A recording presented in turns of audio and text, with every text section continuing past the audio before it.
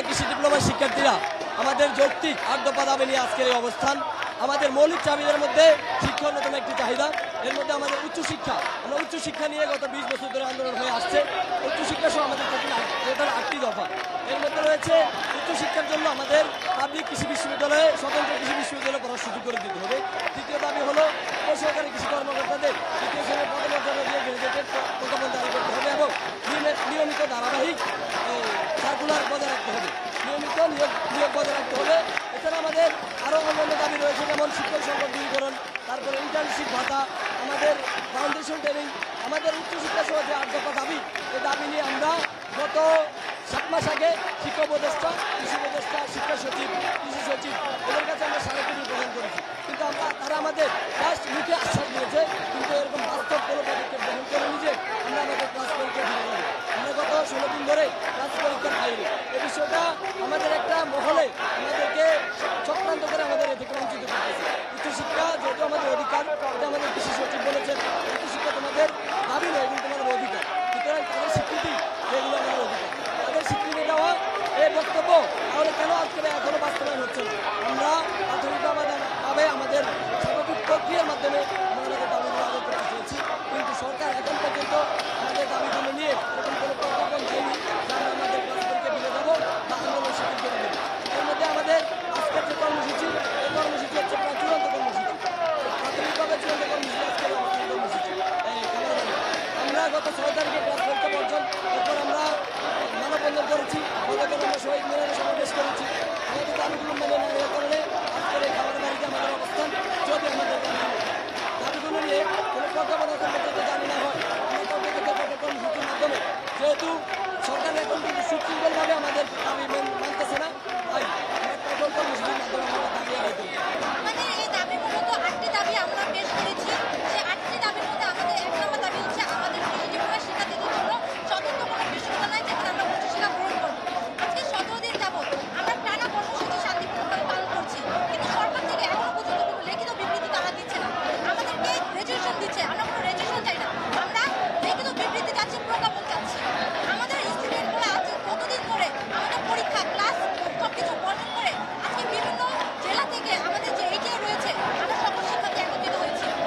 আমাদের কর্মের মধ্যে অনেক শিক্ষার্থী অসুস্থ পর্যন্ত হয়ে যাচ্ছে।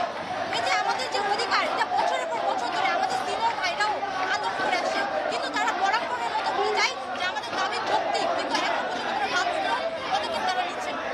যদি কোনো বাস্তব পদক্ষেপ না নেয় সেক্ষেত্রে কি আপনারা কঠোর আন্দোলনের দিকে? অবশ্যই আমরা আজকে যে এখানে আসি, বাধ্য হয়ে আমাদের রাজপথে নামতে হয়েছে।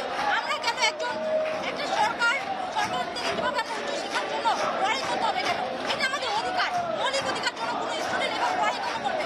এটা আমার সরকারের কাছে প্রশ্ন যে কৃষি ডিপ্লোমার শিক্ষার্থীরা যদি উচ্চশিক্ষায় শিক্ষিত হয়ে বাংলাদেশের জনশক্তি উন্নত করে, এখানে আমাদের অধিকার, তারা কেন দিচ্ছে না আমাদের অধিকার? আসলে আমাদের 8 দফা দাবির মধ্যে ছিল দশকে, তারপরে হচ্ছে উচ্চশিক্ষা অধিকার। আমরা ডিপ্লোমার পরে আমাদের কোনো পাবলিক ভার্সিটি নাই যেখানে আমরা উচ্চশিক্ষা বিএসসি করতে পারবো। হ্যাঁ, এটার জন্য আমাদেরকে বাইরের দেশে যেতে হয়। এখানে তো বাইরের দেশ, আমাদের বাংলাদেশ কৃষি প্রধান দেশ, সেক্ষেত্রে বাংলাদেশে আসলে কৃষির জন্য উচ্চশিক্ষার ব্যবস্থা থাকাটা অত্যন্ত জরুরি, যেটা আমি মনে করি। এখানে আমাদের দেশে কৃষিটাকে আসলে বৈষম্য করে নিচে নামিয়ে রাখা হয়েছে, যেটার জন্য আসলে মূলত আমাদের এই দাবি, আমাদের এই 8টি দাবি, আমাদের এই 8টি দাবি প্রত্যেকটি আসলে যৌক্তিক, এখানে অযৌক্তিক কিছু নাই।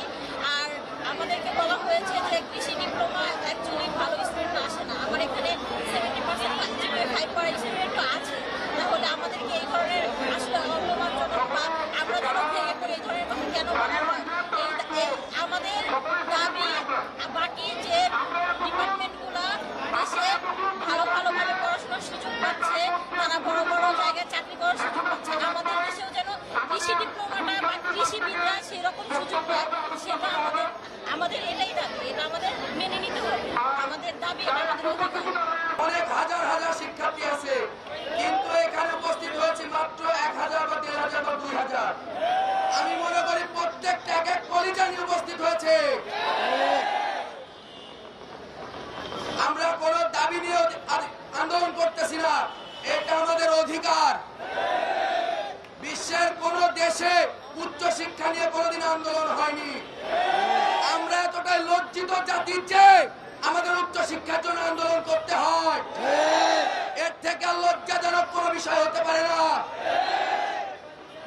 এইখানে প্রত্যেকটা স্টুডেন্ট কতদিন ঘুমায়নি তার কোনো হিসাব নাই। অধিকার আদায় না হওয়া পর্যন্ত আমরা আর ঘুমাবো না। উচ্চ শিক্ষার জন্য আন্দোলন করতেছি, ক্লাস পরীক্ষা কেন বর্জন করতে হবে?